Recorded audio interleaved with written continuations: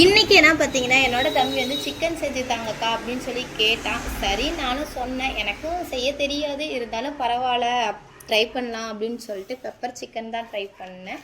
ஒரு கடாயில் வர கொத்தமல்லி, மிளகு, சோம்பு, சீரகம் அதெல்லாம் நல்லா வறுத்து பவுடர் பண்ணிக்கணும். அதே கடாயில் வந்துட்டு எண்ணெய், சோம்பு, சீரகம், வெங்காயம், பச்சை மிளகாய் நல்லா போட்டு வதக்குனதுக்கப்புறம் வெங்காயம் வந்து கொஞ்சம் பொன்னிறமாக வரணும். வந்ததுக்கப்புறம் தக்காளி போடணும். தக்காளியும் போட்டதுக்கப்புறம் நல்லா வதக்கினதுக்கப்புறம் அந்த பச்சை வாசம் போகணும். பச்சை வாசம் போனதுக்கப்புறம் மஞ்சள் தூள், மிளகாத்தூள், தேவையான அளவு உப்பு, லைட்டாக கறி மசாலா போட்டு நல்லா மிக்ஸ் பண்ணிக்கணும். நான் வந்து தக்காளி போடுறதுக்கு வந்து மறந்துட்டேன், முன்னாடியே போடணும் மறந்துட்டேன். அதுக்கப்புறமேட்டு தக்காளி போட்டு நல்லா வதக்கினதுக்கப்புறம் கழுவி வச்சு வந்து சிக்கனை வந்து போடணும். சிக்கனை போட்டு நல்லா மசாலாவோட மிக்ஸ் பண்ணதுக்கப்புறம் தண்ணி ஊற்றி 5 நிமிஷம் வந்துட்டு வேக வைக்கணும். வேக வச்சதுக்கப்புறம் இறக்குற பக்கமாக நம்ம வந்து அரைச்சி வச்சுருந்த பவுடரையும் போட்டு நல்லா வந்துட்டு மிக்ஸ் பண்ண 5 நிமிஷம் கழித்து இறக்கணும்.